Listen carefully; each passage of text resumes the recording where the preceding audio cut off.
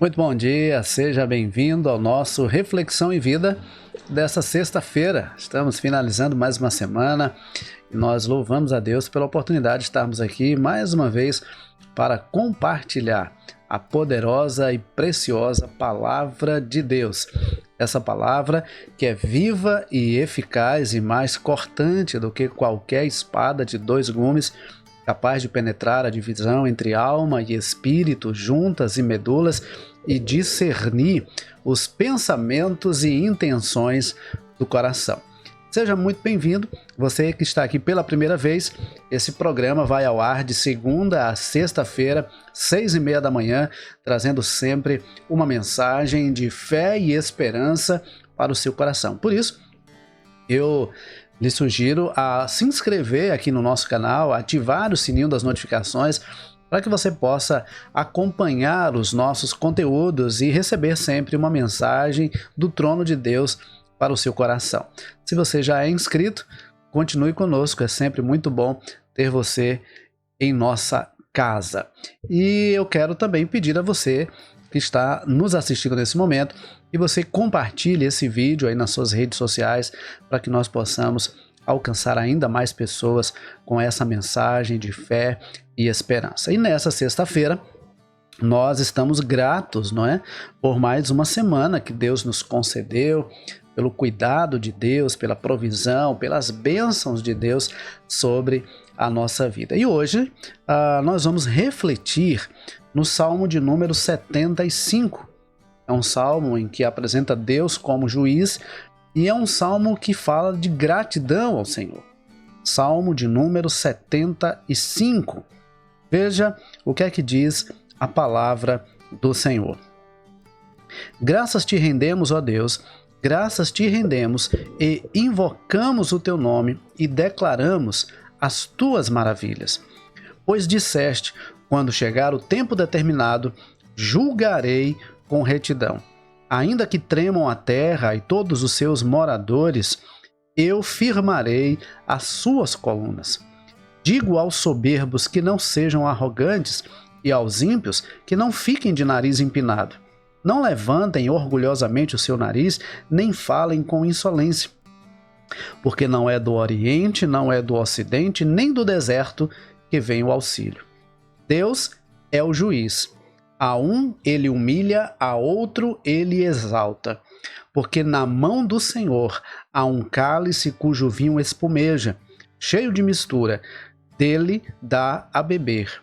Sorvem-no até a última gota, todos os ímpios da terra. Quanto a mim, exultarei para sempre.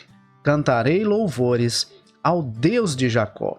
Ele diz: abaterei as forças dos ímpios, mas a força dos justos será exaltada. Veja que o salmista, ele começa dizendo: graças te rendemos, ó Deus, graças te rendemos, invocamos o teu nome e declaramos as tuas maravilhas. Nós já falamos aqui essa semana sobre gratidão, sobre sermos gratos ao Senhor por aquilo que Ele tem feito em nossas vidas. Quando nós agradecemos por aquilo que Ele já tem feito, nós deixamos de focar naquilo que achamos que nos falta, naquilo que achamos ser o problema. Quando nós focamos naquilo que já temos recebido, quando nós somos gratos pelo que Deus já tem feito, nós deixamos de ser murmuradores e passamos a ser adoradores. E ele diz: graças te rendemos, ó Deus, graças te rendemos.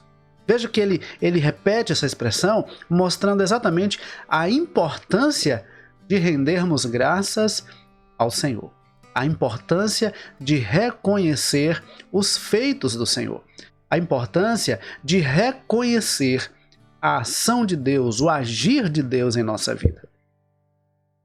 Veja, e ele continua dizendo: invocamos o teu nome e declaramos as tuas maravilhas. 3 coisas nós aprendemos aqui. Primeiro, sobre gratidão. Devemos render graças ao Senhor. E eu pergunto para você, nessa manhã de sexta-feira, você tem sido grato a Deus? Você tem agradecido pela vida, pela saúde, pelo trabalho, pelo vigor, pelos livramentos, pela provisão, pelo alimento que você tem à mesa, pelo lugar em que você mora, pela roupa que você veste? Você tem agradecido a Deus? Precisamos ser gratos.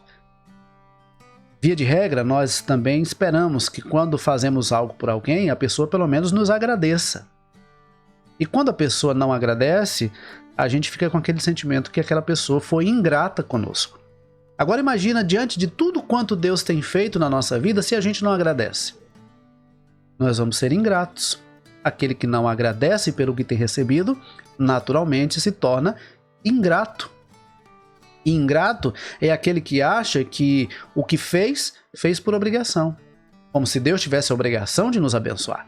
Como se Deus tivesse a obrigação de nos dar a vida, o alimento, o lugar onde moramos. Como se Deus tivesse a obrigação de fazer tudo isso. E isso não é obrigação. Deus faz isso por bondade. Deus faz isso porque Ele se importa conosco. Então, nós temos que ser gratos. A segunda coisa que nós aprendemos é quando o salmista diz: invocamos o teu nome. A importância de buscar ao Senhor. A importância de clamar ao Senhor, de viver na presença do Senhor. A importância de estar em conexão com Deus. A importância de estar ligado a Deus. Nós precisamos invocar o Senhor. Precisamos recorrer ao Senhor. Não podemos buscar a Deus só de vez em quando. Nós precisamos buscar a Deus continuamente. O apóstolo Paulo, escrevendo aos Tessalonicenses, em 1 Tessalonicenses 5,17, ele diz: orai sem cessar. Orai continuamente. Orai em todo o tempo. E qual é a ideia desse texto? É de que em todo momento, em todas as circunstâncias, sejam boas ou não, sejam favoráveis ou não, sejam agradáveis ou não, nós estejamos buscando a Deus e em comunhão com Deus. E a terceira coisa que nós aprendemos nesse versículo é a importância de testemunhar daquilo que Deus tem feito na nossa vida. Graças te rendemos, gratidão, invocamos o teu nome, a importância de buscar ao Senhor e declaramos as tuas maravilhas, a importância de testemunhar daquilo que Deus tem feito na nossa vida. Verbalizar, declarar, proclamar, anunciar aquilo que Deus tem feito em nossas vidas. Queridos, quantas vezes nós utilizamos os nossos lábios apenas para reclamar? Quantas vezes nós utilizamos os nossos lábios apenas para lamentar, para murmurar, para criticar, para questionar, quando na verdade deveríamos estar utilizando os nossos lábios para proclamar, para declarar, para testemunhar daquilo que Deus tem feito em nossa vida. E deixa eu falar uma coisa para você nessa manhã. Quando nós testemunhamos, quando nós declaramos, quando nós proclamamos aquilo que Deus tem feito na nossa vida, acontecem duas coisas. Primeiro, que o nosso testemunho serve de incentivo para aqueles que estão precisando de uma intervenção de Deus, busquem também a Ele. Aqueles que estão passando por um problema, aqueles que estão passando por uma dificuldade, também vão se sentir motivados a buscar a Deus diante do testemunho que nós contamos. Mas a segunda coisa que acontece é que quando nós proclamamos, quando nós testemunhamos, quando nós declaramos aquilo que Deus tem feito na nossa vida, isso fortalece ainda mais a nossa fé. Isso nos faz cada vez mais fortes para continuar a caminhada, porque nós lembramos o seguinte: Deus já tem feito grandes coisas na minha vida e não é agora que Ele vai me abandonar. Deus já tem me abençoado e não é agora que Ele vai deixar de me abençoar. Deus já tem feito tantas coisas e não é agora que Ele vai deixar de fazer. Então, quando nós declaramos, nós fortalecemos também a nossa fé. Nós fortalecemos a nossa fé e a nossa esperança. Então veja como é importante testemunhar, agradecer, falar das maravilhas que Deus tem operado em nossas vidas. Então é tempo de testemunhar. E Deus, Ele tem um tempo certo para todas as coisas. Nos versículos 2 e 3, o Senhor diz assim: pois disseste, quando chegar... O salmista citando o que o Senhor diz: pois quando chegar o tempo determinado, julgarei com retidão. Ainda que tremam a terra e todos os seus moradores, eu firmarei as suas colunas. O que o Senhor está dizendo é o seguinte: eu tenho um tempo certo para agir. No momento certo, eu estabelecerei o meu juízo. No momento certo, eu julgarei. No momento certo, eu entrarei em ação. No momento certo, eu farei o que tem que ser feito. Deus tem um tempo certo de fazer cada coisa na nossa vida. Há um ditado que diz que Deus tarda, mas não falha. Deus nunca tarda. Deus sempre chega no tempo certo. Ele é o nosso socorro bem presente. Deus é o nosso refúgio e fortaleza, socorro bem presente. Socorro sempre presente, sempre na hora certa. Deus nunca chega atrasado, mas também nunca chega adiantado. Ele sempre chega na hora certa. Coloque isso no seu coração. Deus sempre chega na hora certa. Talvez você esteja aí inquieto, achando que Deus ainda não fez o que você acha que ele deveria fazer.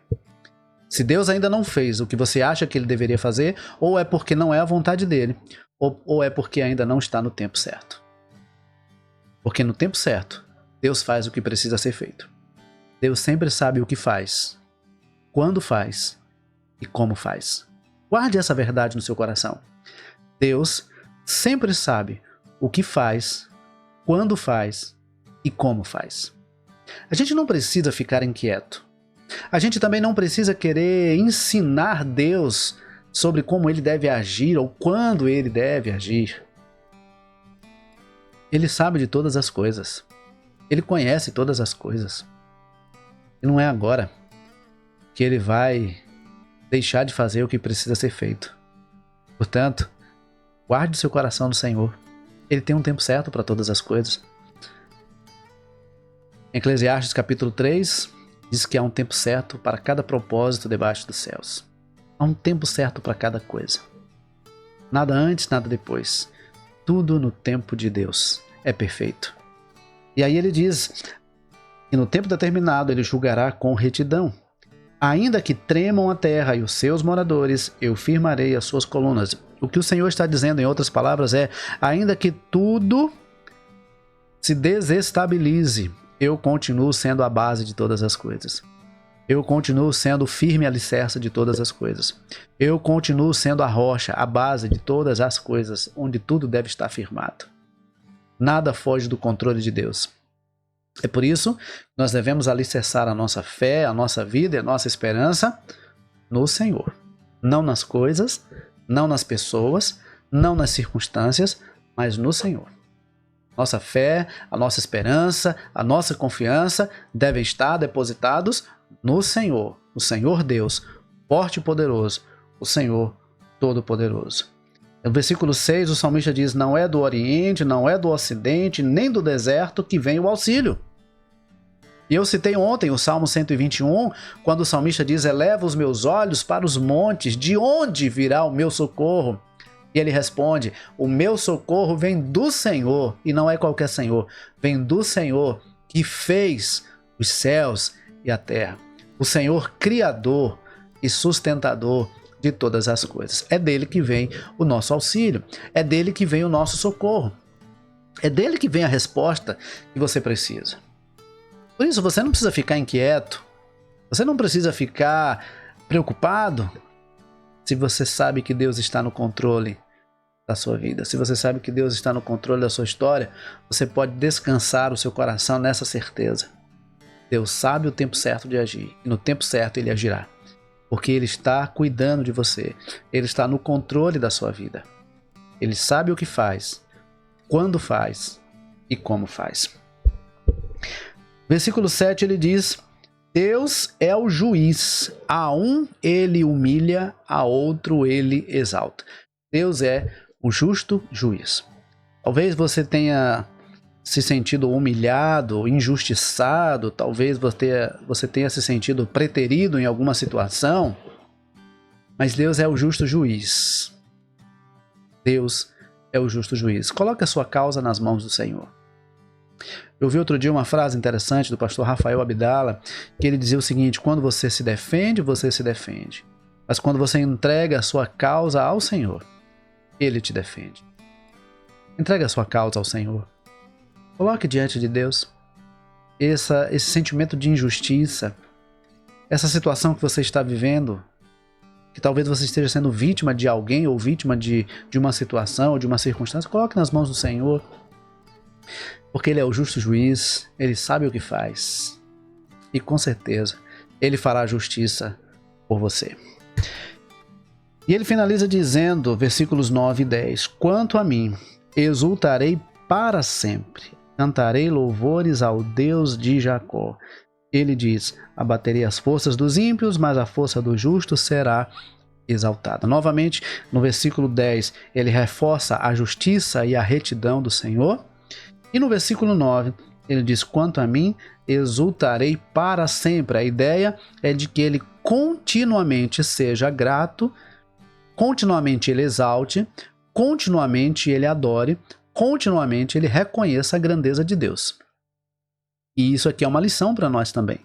Nós precisamos buscar ao Senhor continuamente e continuamente reconhecer a grandeza de Deus, os feitos de Deus, a bondade de Deus e tudo que Deus tem feito por nós. Louvar ao Senhor continuamente. Não é de vez em quando e não é por interesse, mas é continuamente. A ideia de 1 aos Tessalonicenses 5,17.